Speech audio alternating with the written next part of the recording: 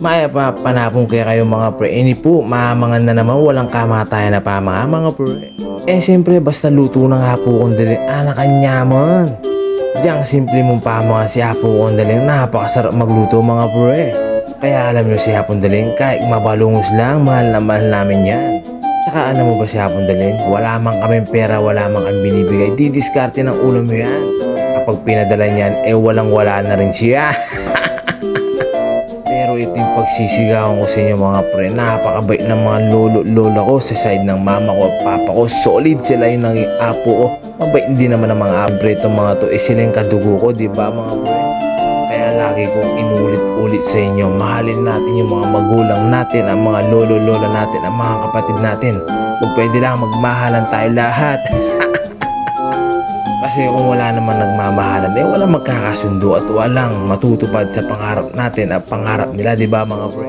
O tingnan nyo naman yung utol ko, di ba? Napakalaki din, napakalaki ko rin. Kasi alam nyo ba kung kanino kami alaga? Ay Apon Daling. Sisigaw ko sa inyo mga pre, iba si Apon Daling tignan nyo naman, napakalaki-laki namin.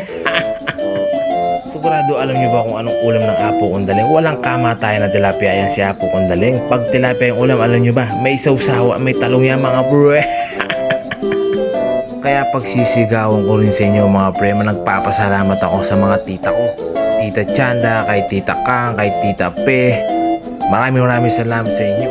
At siyempre lala na sa mga tita ko, si Tita Winnie, Tita Wen, Tito Kelly, maraming salamat sa inyo. Lahat ng pinsang ko, kapatid ko, thank you lahat sa inyo. Kahit hindi man tayo nagsama-sama sa isang bahay, pero nandito naman kami sa bahay ni Apon Daling na napakaalaga, napakabait, kahit mabalungos lang dito sa bahay. Kahit minsan gusto kong magpahinga ng maaga pero hindi ko magawa kasi yung bata dito sa bahay ni Apon Daling. Kaya nasanay na ako, okay lang yung maingay, pangit naman kung tahimik, di ba mga pre? Kaya nga masaya yung pamilya namin, mabalungos. Walang iba kundi si Malalor na Tolentino, si Kian.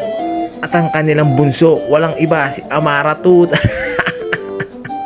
Hindi mga pre, kwento ko yung mga pamilya ko simula sa lolo-lola ko. Yung lolo ko, kung hindi mo kilala si Apon Turo, pag tinanong mo siya o may sasabihin sa'yo o tatawagan ka, matatakot ka na. Napakalaki ng boss niya pero mabait si Apon Turo. Lalong lalo na si Apon Daling. Parang galit sa'yo yun pag tinawag kayo kung may papaabot sa'yo Tapos yung panganay nila yung mama ko, mabalungos ng konti yun, pero mabalungos din yung kapatid ko.